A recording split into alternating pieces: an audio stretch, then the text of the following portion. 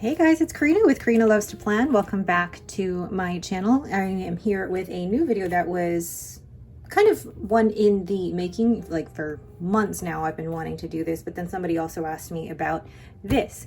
And yes, I have new nails. Before anyone asks, these are from my salon, and I think the brand of nail polish they use is Bio Chic, like Bio, B-I-O, and then C-H-I-C.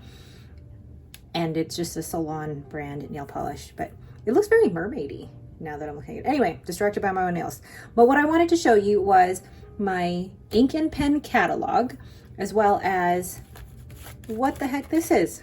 Let's get started. The first thing I'm going to show you is this little organization thing here. So basically, this is a little stationery box that you can buy. Oh, what is this? Is this a photo?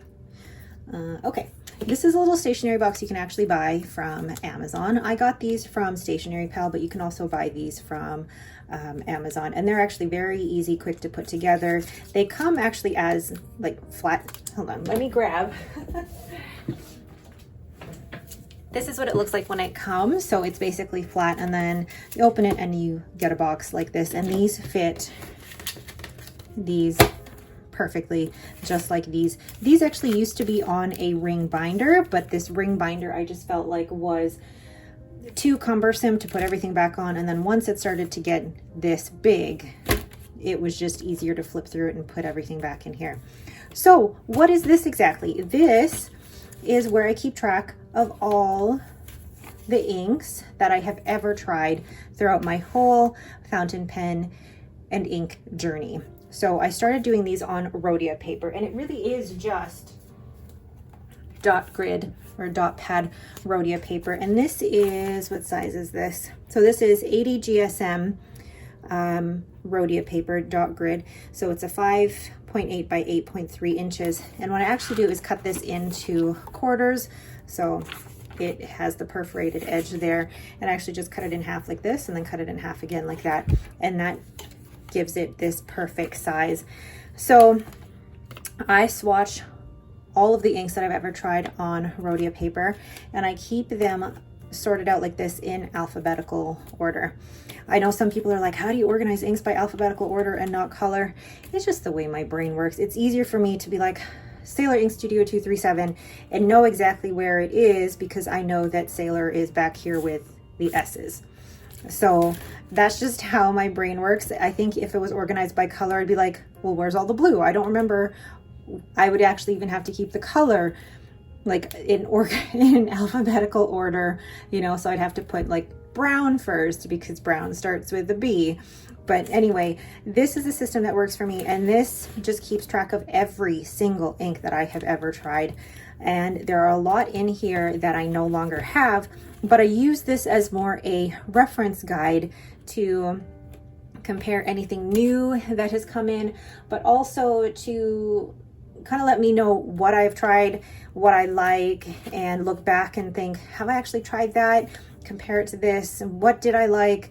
So this is really just a very, very basic swatch organization thing. And I originally did it on Rhodia paper rather than the Cola Ring, because when I wanted to buy the Cola Ring paper, it was sold out from most places that I was checking, and Rhodia paper was relatively inexpensive, and I actually really like this smooth paper. The thing is though, Rhodia paper is not the one that I use on a day-to-day basis. I use Tomoe River paper on a day-to-day basis. So this really is more just a quick reference guide for me. I really like it because for me it's organized in a way that's easy for me to remember, and it's quick and easy for me to really just keep it like that, but also keep in my drawer with all of my ink samples. So that is my very quick little ink catalog. I know it will eventually get to the point where it is busting out of this and I will need a second one, but for now it fits nicely into this little box, and I will leave a link for this down in the description below. The next one, this was inspired by Sarah of Ginger BG Pens, as well as Katie. They did their own ink and pen catalog, and I wanted to have something that was easy to add things in, take things out. Now I also have pulling it out here, my B6 Galen leather everyday notebook, and this has Tomoe River paper, the 52 GSM. What I like about this and what I use this for is really it is a chronological record of, you know, what inks I started the year off with, what pens I started the year off with, and then like my goals for 2023 in terms of fountain pens and inks, my currently inked, and then any inks I've acquired, new pens I've acquired. So this is organized more chronologically. I haven't marked off specific sections for just pens or just inks. It's literally starting from the beginning of the book was the beginning of 2023, and by the end of the book should be the end of 2023.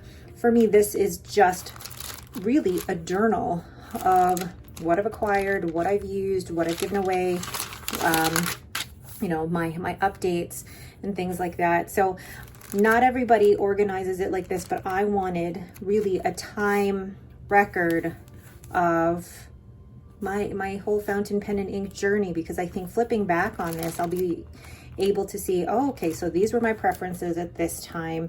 This is what I was focusing on at this time. These are the swaps I did on that date. Like it's, and then, you know, these are the pens that I acquired. For me, it's not just about the cataloging by color or in alphabetical order. I like to see how my tastes have changed over time, and I feel like this is the best way to capture that. Not everybody's brain works like this, and not everybody likes to organize it like this, but for me it really is just a time capsule. But I wanted something that wasn't just going to be for, you know, chronicling everything. I wanted an easy way to put everything on, or put everything in and take everything out, things like that. So I bought this A6 binder. Now, I feel like this size is inaccurate because this is B6 and this says it's A6, whatever.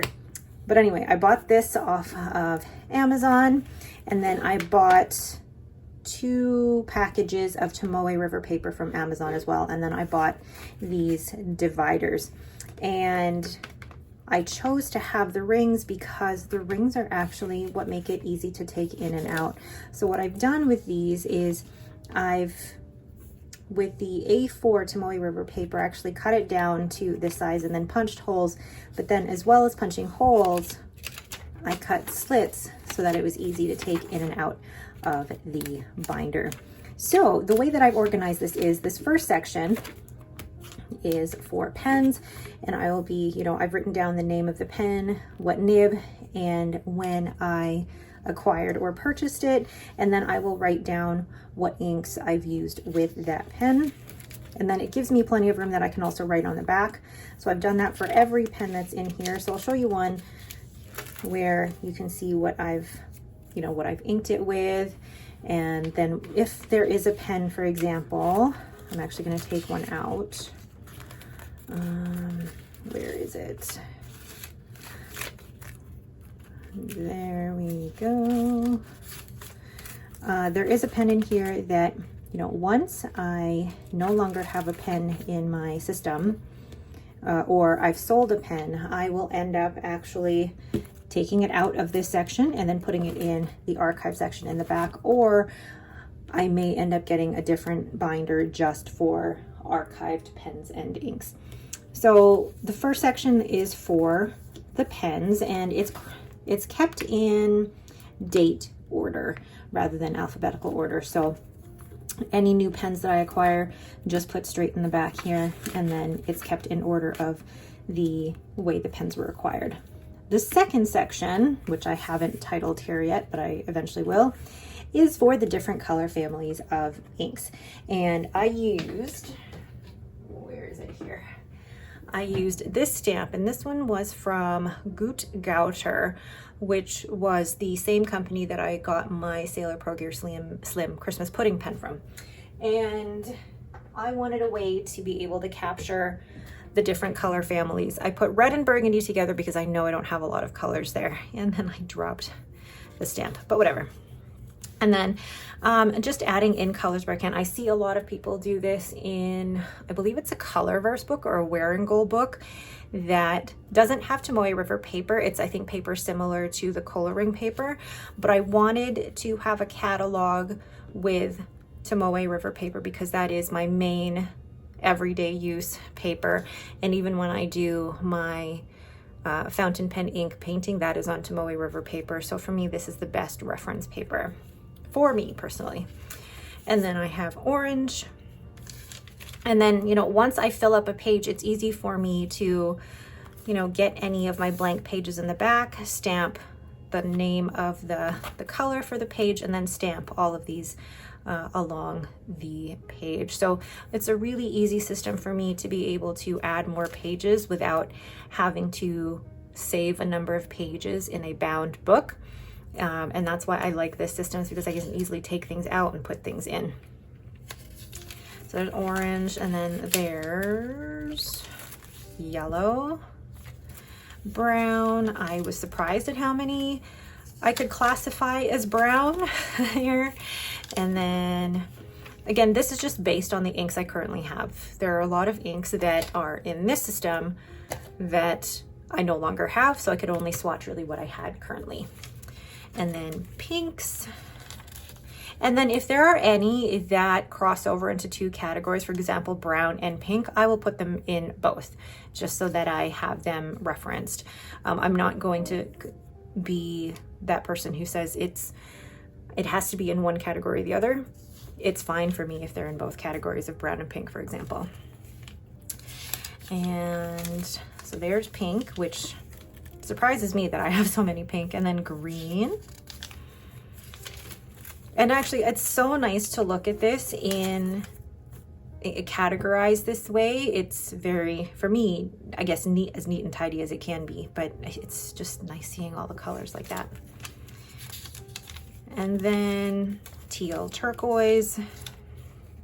I couldn't just do one. Ooh, that matches really well. I couldn't just do just teal or just turquoise because I don't have a discerning enough eye to be able to tell the difference.